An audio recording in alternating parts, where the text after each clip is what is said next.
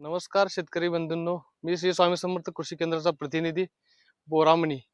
तर आपल्याकडे दुधीचा प्लॉट घेऊन अडचण घेऊन एक शेतकरी आला होता की दुधीची फूट निघत नाहीये आणि ते फाडून टाकावं असं त्याचा विचार होता.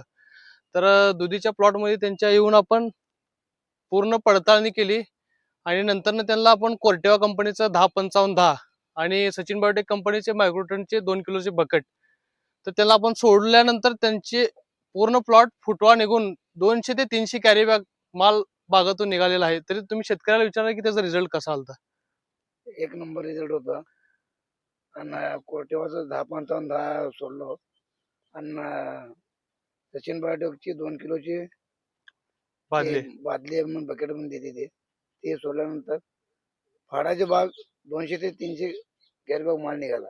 200-300 कॅरी बॅग माल निघाला. तुम्ही पूर्ण प्लॉट फाडणार होता. हा तरी तुमचे 200-300 कॅरी बॅग मध्ये पैसे किती झाले तरी बाजार काय 6 रुपये 7 रुपये आहे होता.